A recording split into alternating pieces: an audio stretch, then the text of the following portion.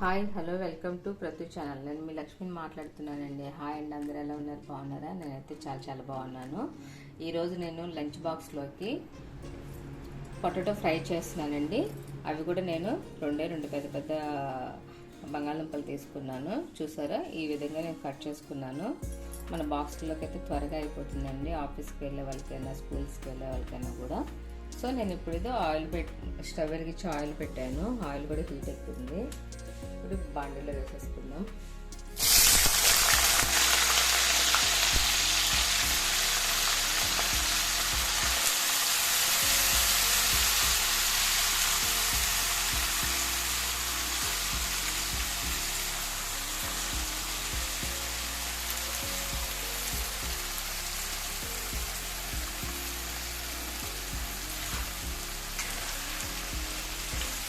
ఇప్పుడే మనం పసుపు ఉప్పు వేసేసుకుందామండి.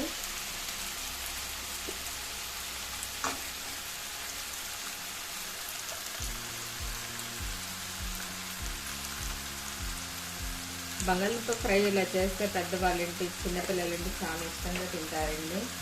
బాక్స్లో కూడా మనకు త్వరగా అయిపోతుంది. ఆఫీస్కి వెళ్ళే లేడీస్ అయినా జెంట్స్ అయినా సరే ఇలా చేసుకొని పెట్టేసుకుంటే చాలా బాగుంటుంది.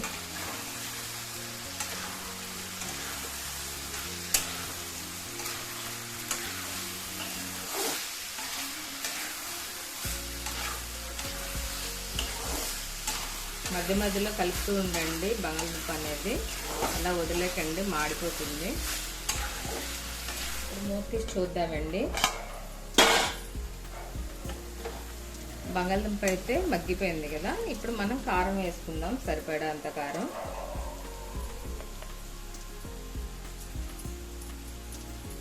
మార్నింగ్ మనకి బాక్స్ ఉండేటప్పుడు మనం చాలా సింపుల్గా త్వరగా అయిపోయి చూసుకోవాలండి.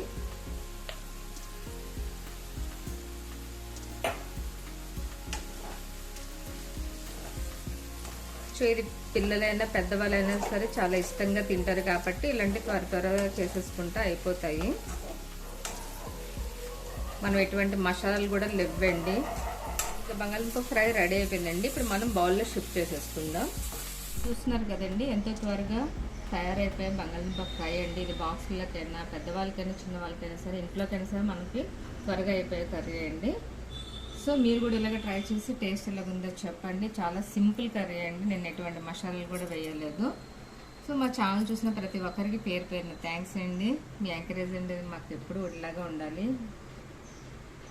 ఓకే ఫ్రెండ్స్, చూస్తున్నారు కదా ఈరోజు లంచ్ స్పెషల్. మీకు కనుక నచ్చినట్టయితే లైక్ చేయండి, షేర్ చేయండి, కమెంట్ చేయండి. అలాగే సబ్స్క్రైబ్ చేయడం మాత్రం మర్చిపోకండి.